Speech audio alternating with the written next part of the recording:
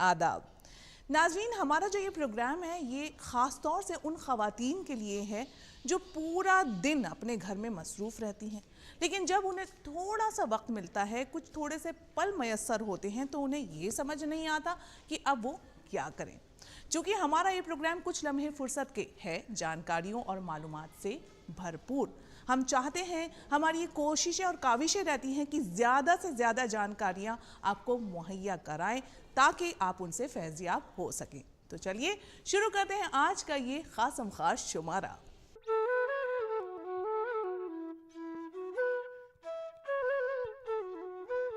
तो नाज़रीन, कुछ लम्हे फुर्सत के प्रोग्राम में आज एक मर्तबा फिर हमारे दरमियान मौजूद हैं फेशियल एस्थेटिक एक्सपर्ट डॉक्टर प्रेरणा तनेजा। पिछले एपिसोड में हमने उनसे जाना था कि कैसे अपनी जिल्द की हम केयर करें, बढ़ती उम्र के साथ हमारी जिल्द पर जो असरात हैं, बुरे असरात हैं, वो नुमाया ना हो, इसके लिए हम क्या क्या कर सकते हैं। तो आज एक ख़ास मुलाकात फिर से हम उनसे करने जा रहे हैं और कुछ और बातें जानेंगे अपनी ही जिल्द से जुड़ी। आइए करवाते हैं आपका तारुफ उनसे एक बार फिर से। जी देखिए, हमने एक बार आपको फिर अपने शो पर बुला लिया है। आपका बहुत बहुत इस्तकबाल है कि आप अपना वक्त निकाल के हमारे शो पर आए। Thank you so much, thank you so much. पहले आपने हमें बताया था पिछले एपिसोड में कि कैसे बढ़ती उम्र के असरात को हम कम कर सकते हैं, एजिंग के प्रोसेस को स्लो कर सकते हैं और हमेशा जमा और ग्लो कर सकते हैं। आज हम जानेंगे पिगमेंटेशन के बारे में प्रेरणा जी, जो कि बहुत ही आम सी बात हो गई है, एक तरीके की परेशानी, प्रॉब्लम बन गई है ख़वातीन के लिए। ख़ास तौर से प्रेगनेंसी के बाद भी अक्सर झाइयाँ नुमाया होने लगती हैं और हमेशा के लिए एक तरीके से ठहर जाती हैं चेहरे पर। उससे बहुत परेशानी होती है। तरह तरह की लाइटनिंग क्रीम्स लगाती हैं ख़वातीन, तरह तरह के ट्रीटमेंट करती हैं, घरेलू नुस्खे भी करती हैं, लेकिन ये झाइयाँ जो हैं ये हल्का होने का नाम नहीं लेती। तो आप बताएं कि आखिर क्या वजह है? जब हम पिगमेंटेशन की बात करते हैं तो वहाँ पर अलग अलग तरह की पिगमेंटेशन हो सकती है समरीन। अब एक अगर आपको टैनिंग है, माइल्ड टैनिंग भी है, वो भी एक तरह की पिगमेंटेशन है। आपके अगर कुछ कुछ छोटे छोटे से डार्क कलर के स्पॉट्स है तो वो भी एक पिगमेंटेशन है। और प्रेगनेंसी रिलेटेड जो आपने झाइयों के बारे में बात करी, मेलाज़मा के बारे में बात करी, वो एक बहुत कॉमन हार्मोनल इशू है। ठीक है, वो भी एक तरह की पिगमेंटेशन है।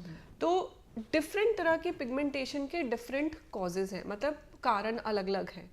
अब आपने स्पेशली मुझसे मेलाज़मा या झाइयों के बारे में पूछा जी। अब मेलाज़मा और झाइयाँ ऐसी प्रॉब्लम है जो हार्मोन से बहुत ज़्यादा ट्रिगर होती है, लेकिन ये बोलना कि सिर्फ हार्मोन ही इसका कारण है वो सही नहीं होगा, क्योंकि उस टाइम पे बहुत सारे ट्रिगरिंग फैक्टर्स काम कर रहे होते हैं, क्योंकि सबको नहीं होता।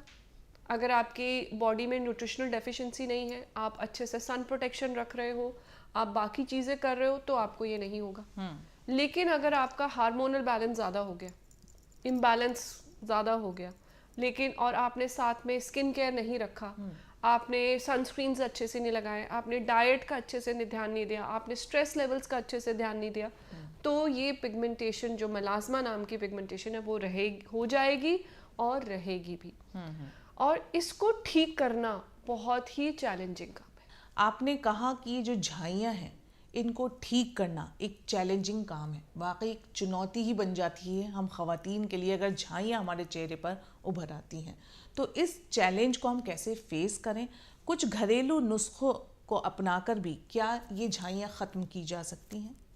देखिए, जब हम मेलाज़मा की बात करते हैं या झाइयों की बात करते हैं, तब आपको ये समझना ज़रूरी है कि ये एक प्रॉब्लम है जो आ गई है।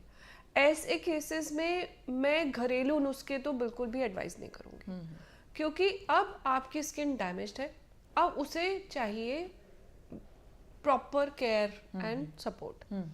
आप अपने लाइफस्टाइल को ज़रूर चेंज करिए। ठीक है, जब हम लाइफस्टाइल की बात करते हैं तो वही दोबारा से हम बात करते हैं कि भाई आपका खाना पीना अच्छा होना चाहिए। आप बाहर का जंक फूड ना खाएं, बाहर का खाना अवॉइड करें, घर का सीजनल खाना ज़्यादा खाएं, फ्रूट्स वेजिटेबल्स रॉ फॉर्म में ज़्यादा खाएं, प्रोटीन ज़्यादा लें, एक्सरसाइज अच्छे से करें और साथ में अपनी स्किन केयर रूटीन को फॉलो करें।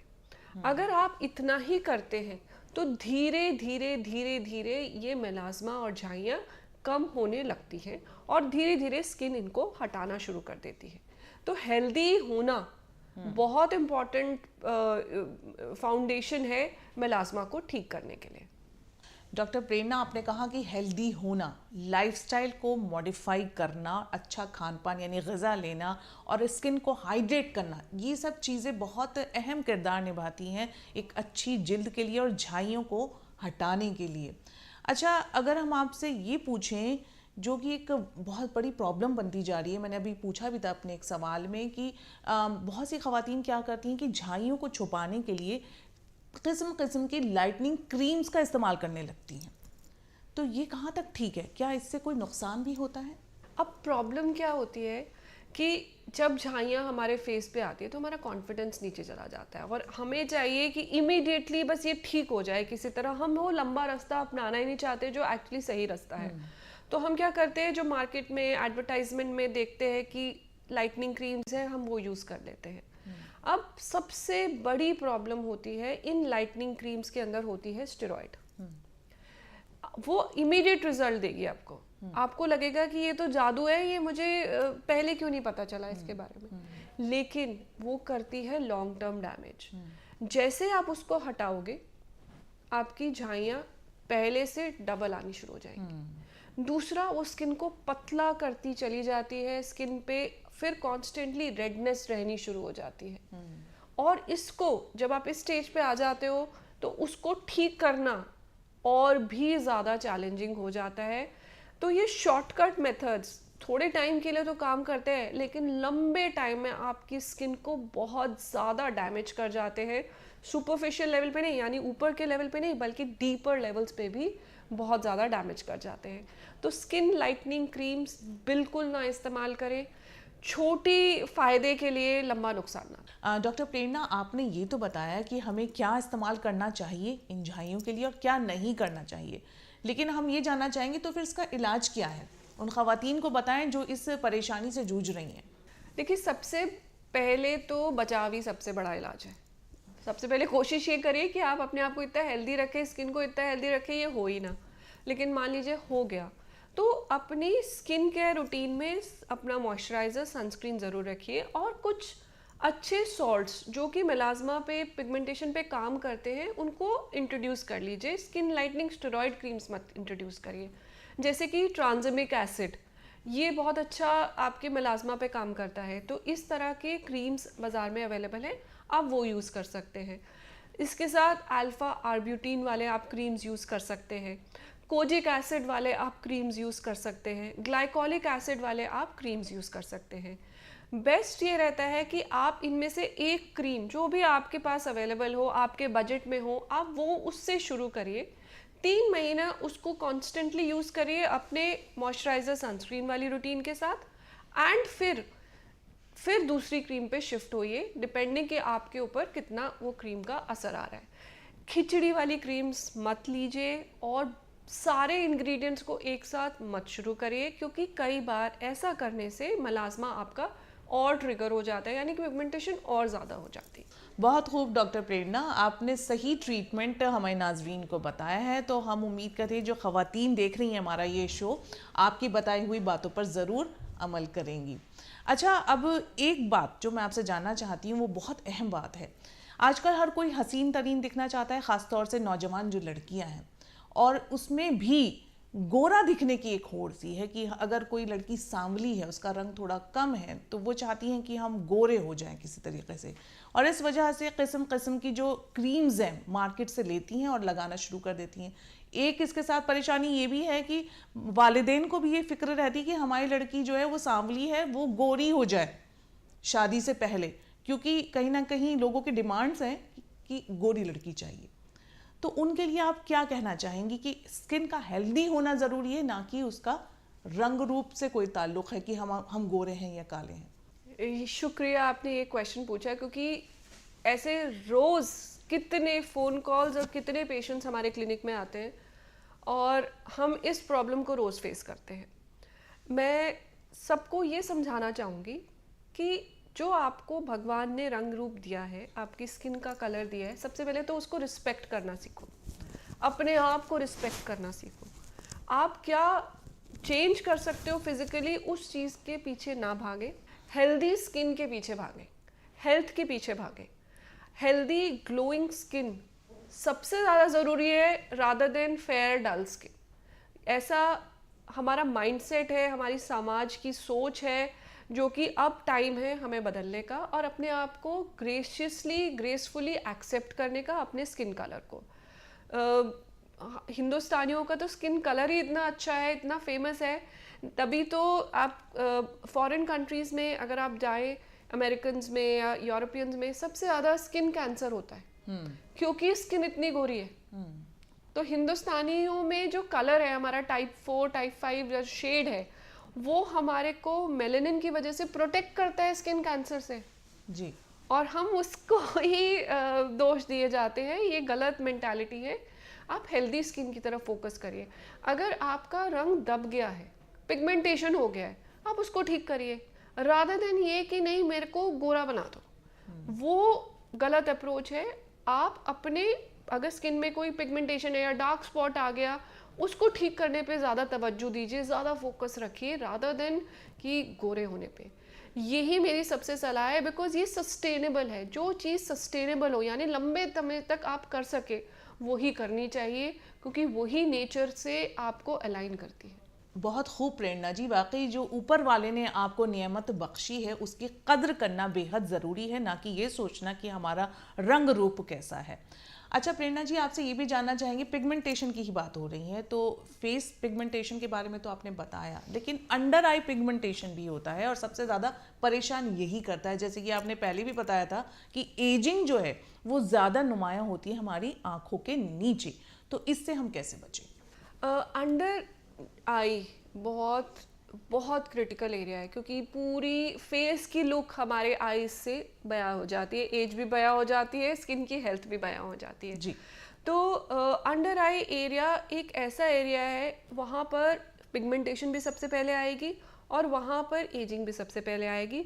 समझते हैं क्यों? क्योंकि वो बहुत पतला एरिया है, बिल्कुल उसके नीचे आपकी मसल ही बैठी होती है। तो वहाँ पर एक तो लिम्फेटिक ड्रेनेज का इशू होता है, दूसरा वहाँ पर प्रॉब्लम क्या होती है, हम आजकल बहुत ज़्यादा आई मेकअप्स करते हैं जी। काजल लगाया, लाइनर लगाया और कई बार मेकअप के बिना ही सो जाते हैं। बिल्कुल। और मेकअप यंग के साथ ही मेकअप के साथ ही सो जाते हैं। और यंग गर्ल्स तो स्पेशली वो रात को थक के आती हैं, ऑफिस गई थी, मेकअप उतारना भूल जाती हैं। इस तरह के जो आई मेकअप है धीरे धीरे वो स्किन के अंदर पेनिट्रेट होते हैं, स्पेशली काजल वगैरह, और डार्कनेस को इंक्रीज करते हैं।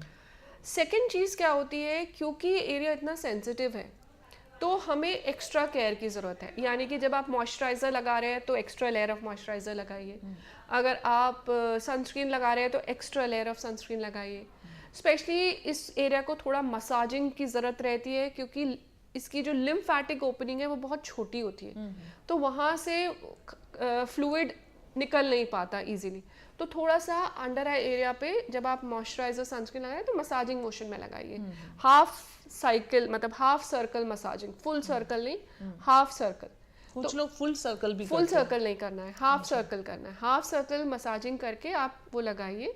एंड दूसरी चीज़ क्या होती है, कई बार इंजरी की वजह से मतलब चोट लग गई तो खून जो है, ब्लड जो है वो वहाँ एक्यूमुलेट हो जाता है और वही ब्लड धीरे धीरे कलर चेंज करके एक डार्क सर्कल की अपीयरेंस देता है। तो ये कुछ चीज़ें हैं, अगर आप इसका ध्यान रखेंगे तो इजीली आपकी अंडर आई एजिंग भी कम हो जाएगी और डार्क सर्कल्स पे भी आप अच्छा, पफीनेस को भी आप यहाँ ऐड करते हैं? पफीनेस को भी मैं ऐड कर रही हूँ यहाँ पर। वो लिम्फेटिक ड्रेनेज की वजह से जो पफीनेस होती है वो भी ठीक हो जाएगी।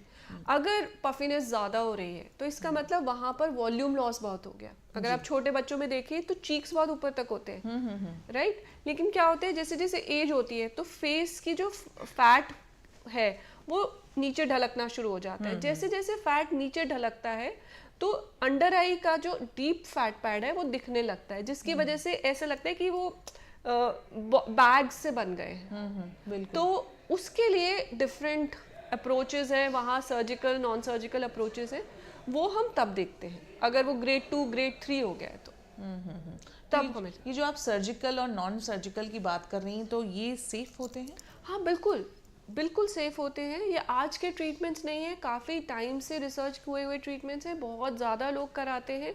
अंडर आई ब्लेफरोप्लास्टी सर्जिकल ट्रीटमेंट होता है, जिससे ये आई बैग्स रिमूव हो जाते हैं और आपकी आई स्किन बहुत अच्छे से रीजनरेट हो जाती है। डॉक्टर प्रेरणा, वैसे तो आपने इतनी अहम जानकारी फराहम की है हमारे नाजरीन को और इतनी सारी बातें बताई हैं कि कैसे हम अपनी जिल्द को सेहतमंद रख सकते हैं और हमेशा जवान भी दिख सकते हैं और ग्लो कर सकते हैं। लेकिन फिर भी चलते चलते हम आपसे ये जानना चाहेंगे कि जो ख़वातीन हैं, ख़ासतौर से घरेलू हैं या फिर कामकाजी भी हैं या नौजवान लड़कियाँ हैं, उन सबको आपकी तरफ से क्या पैगाम रहेगा कि कैसे अपनी जिल्द को हमेशा खूबसूरत और सेहतमंद बनाए रखें? सबसे पहले तो मैं ये कहना चाहूँगी कि स्किन, ये याद रखिए कि स्किन आपकी बॉडी का लार्जेस्ट ऑर्गन है। इसका ध्यान रखना आपकी सबसे बड़ी जिम्मेवारी है। और ध्यान रखने का मतलब ये नहीं कि सिर्फ क्रीम लगा ली तो ध्यान हो गया। अपने आप पे तवज्जो देना, अपने आप को इम्पोर्टेंस देना, अपनी फिजिकल हेल्थ, अपनी न्यूट्रिशनल हेल्थ, अपनी मेंटल हेल्थ पे फोकस रख के अपने लिए आधा घंटा दिन का निकालना। और स्किन केयर में एटलीस्ट एक मॉइस्चराइज़र और एक सनस्क्रीन जो आप हर 3 घंटे में रिपीट करें।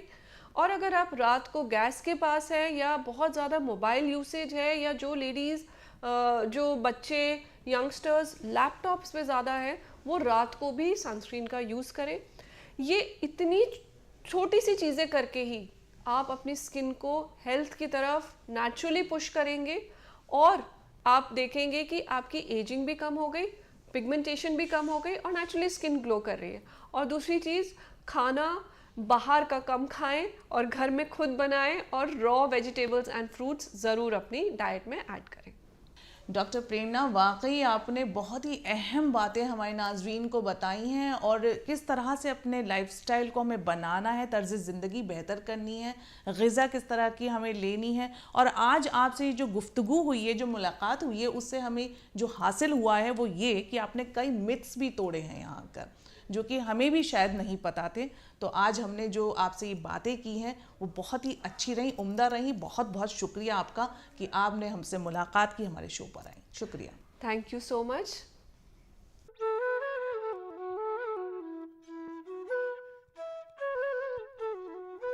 तो नाजरीन, अभी हमने मुलाकात की डॉक्टर प्रेरणा तनेजा से और जाना कि कैसे हम अपनी जिल्द को हेल्दी बना सकते हैं और ग्लो कर सकते हैं।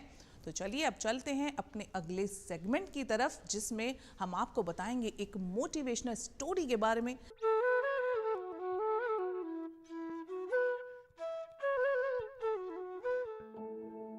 बिना शौहर के अपनी जिंदगी कोई कैसे गुजारता है, उसकी जीती जागती मिसाल शन्नो बेगम हमारे मुआशरे में मौजूद हैं। 3 बच्चों की मां शन्नो ने बहुत मुश्किल हालात देखे हैं। शौहर के इंतकाल के बाद एक घरेलू खातून कैसे एक कमर्शियल ड्राइवर बनी, ये वाकई काबिले गौर है। कई टीवी चैनलों और अखबारों की सुर्खियां बन चुकी शन्नो आमिर खान के साथ उनके प्रोग्राम सत्यमेव जयते का हिस्सा भी बन चुकी हैं। सुबह अपने घर काम करने के बाद शन्नो अपनी दूसरी जिम्मेदारियों को अंजाम देने के लिए अपनी गाड़ी लेकर निकल पड़ती हैं। शन्नो का दर्द और उनकी जिंदगी के बेशकीमती पहलुओं पर रोशनी डालते उनके बच्चे, रिश्तेदार और पड़ोसी भी संजीदा हो जाते हैं। आज शन्नो न सिर्फ अपने बच्चों की रोल मॉडल हैं, बल्कि इस दौर में कई बच्चियों की आइडियल साबित हुई है।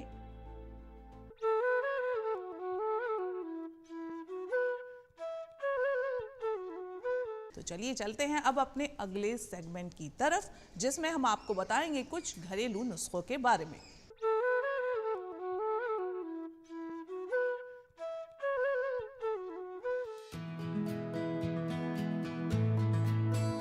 सफेद जूतों का ट्रेंड तो हमेशा से ही फैशन में रहा है।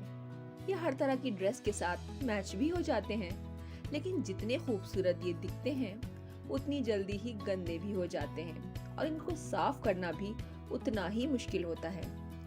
किसी दूसरे रंग के जूते अगर गंदे हो भी जाएं तो नजरअंदाज किया जा सकता है, लेकिन सफेद जूते अगर थोड़े से भी गंदे हों तो फौरन उनकी तरफ ध्यान चला जाता है।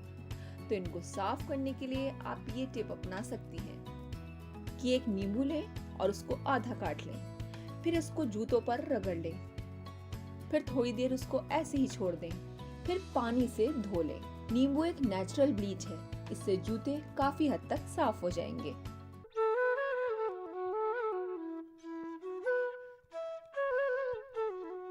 तो नाज़रीन, आज की हमने आपसे मुलाकात और आपसे की ढेर सारी बातें और बहुत सारी जानकारियां भी आप तक पहुंचाने की एक छोटी सी कोशिश की है। हमें उम्मीद है कि आज का ये शुमारा आपको बेहद पसंद आया होगा।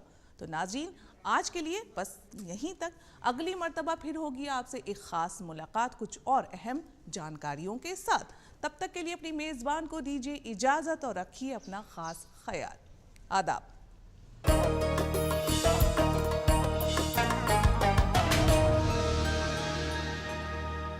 दादाजान, आग का तारा मतलब? बहुत प्यारा, बिल्कुल।